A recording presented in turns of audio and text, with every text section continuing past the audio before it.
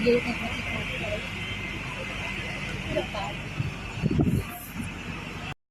itu merupakan peninggalan pejabat tinggi kolonial Belanda yang meliputi rumah dinas beberapa wali kota Malang, pemilik jasa tirta, pemilik Bentul Group, pemilik hotel Tugu, rumah Bapak Kapolresta, dan lain sebagainya.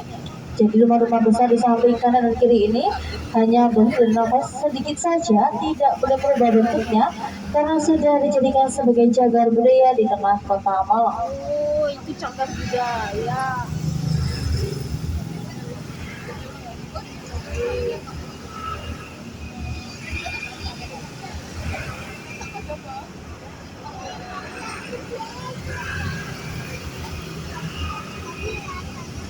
Ini nah. Ketika di samping kirinya dan juga terdapat Museum Brawijaya.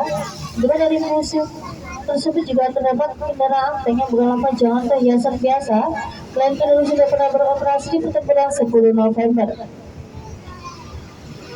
Dari dalam dari Museum Brawijaya itu juga terdapat beberapa peninggalan seperti contohnya ada perseragaman, ada persenjataan, ada perahu, ada mobilnya Bapak Insinyur Soekarno, dan juga ada salah satu gerbang yang dimuseumkan di dalam Museum Brawijaya yang dinamakan dengan Gerbang Maut. Jadi dinamakan dengan Gerbang Maut karena makan banyak korban jiwa. Dari Bondowoso ke Surabaya mengangkut 100 tahanan itu pejuang kami yang dipaksa masuk ke dalam gerbang yang lebihnya sepadan dari Wisma Cito ini. Dan selama perjalanan tidak ada ventilasinya, hingga dari 100 orang itu yang sedelapan hanyalah 12 orang saja. Maka dari itu dinamakan dengan gerbang maut karena memakan banyak korban jiwa. Oke, mohon perhatian nih Bapak Ibu ya. Tentang masalah kepala jangan sampai keluar dari pagar zona hitam ya. Mohon masuk semuanya ya. Terima kasih.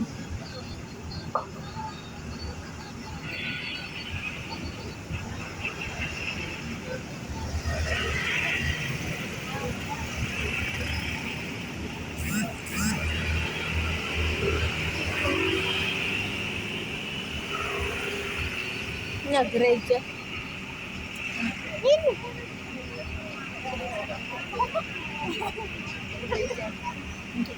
Dan selanjutnya berada di samping kiri ini juga terdapat dua patung perseragam menteng senjata. Dia adalah patung Trip. Trip sendiri itu mempunyai kepanjangan yaitu Tentara Republik Indonesia Pelajar.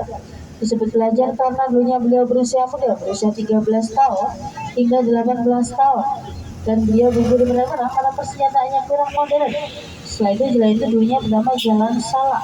Karena ada 35 kali kita gugur yang terdapat dari arah Kerajaan Ijo dari kereta kolonial Belanda. Sehingga dengan sebagai nama Jalan Salak untuk mengenang jasa para beliau semua. Jadi jasanya itu dijadikan dengan satu yang lama dan makamnya berada di belakang dari patung tersebut.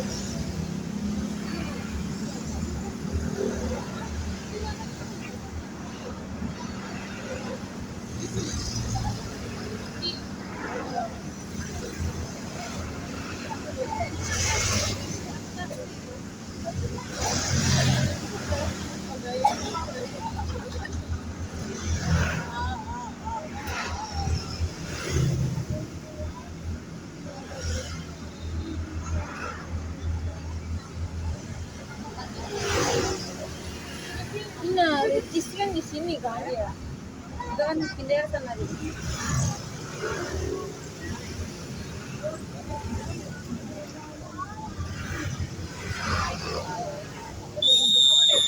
Hah? Oh, diubah apa?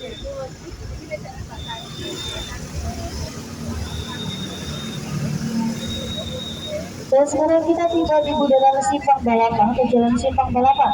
Jadi disebut dengan Jalan Simpang Balapan dikarenakan di sini dulunya dibuat untuk balapan kuda. Tepatnya di gedung Polresma di seberang dari taman. Nah, apabila di sampingnya kita ini dulunya adalah gerbang pintu masuknya.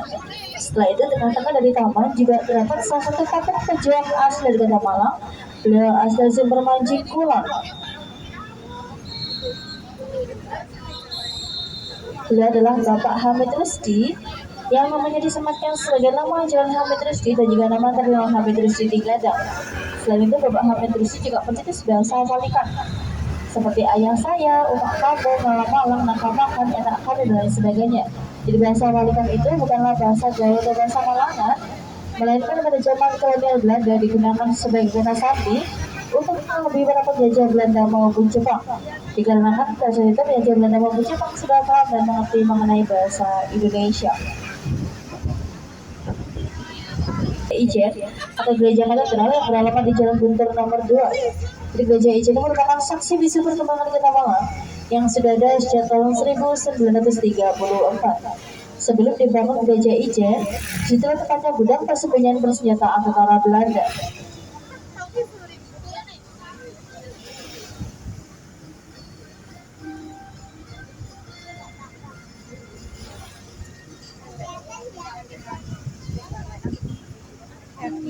Happy kids.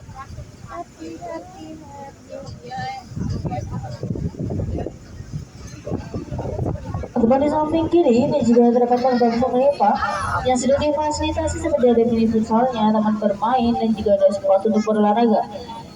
Lalu di samping kanan ini juga terdapat satu-satunya hutan yang berada di tengah kota, yaitu hutan Kota Malabar. Jadi hutan Kota Malabar itu merupakan paru-paru hijau atau jantungnya Kota Malang yang biasanya bisa dipakai sebagai jogging, khusus pribadi ataupun campingnya para organisasi.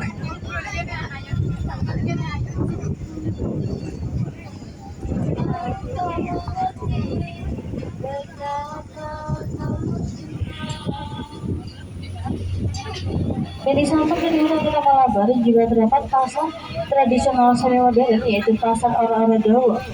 Disebut modern dikarenakan belanjanya sudah memakai troli dan juga pembayarannya pun sudah melalui cashless. Jadi tidak hanya berbayar cash, bisa berbayar kris, debit, dan digital lainnya. Maka dari itu pasar Ora Dawa ini bisa disebut dengan pasar tradisional semi modern.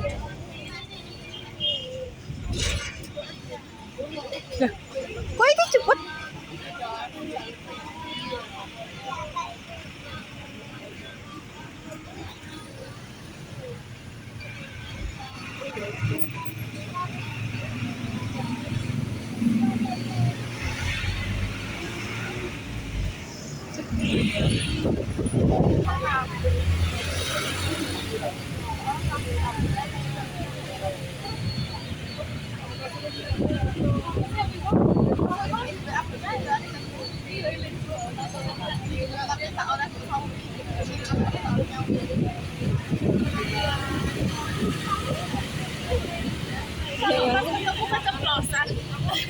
Pindangan. Dan sekarang kita tiba di Jalan Kahuripan. Nama Kahuripan sendiri itu tidak benar, nama salah satu kerajaan yang berada di Jawa Timur. Kerajaan. Dan jembatan kita lewati saat ini merupakan aliran dari Sungai Berantas. Sungai Berantas. Dan apabila kita berbelok ke kanan, kita akan menuju Jalan Brawijaya. Di sana terdapat pasar burung, pasar bunga, atau yang biasa disebut dengan pasar sekeliling. Nah, ini tadi Winda lagi di situ. Ya kayak udah kena kasihan tuh. Dan di Jalan Kahuripan ini terdapat markas besar TNI Angkatan Darat, yaitu kode 0833, tepat di samping kanan kita ini. Dan di samping kiri kita ini adalah koramilnya. Di samping dari koramil juga terdapat deretan rumah dinas pejabat tinggi milik TNI Angkatan Darat.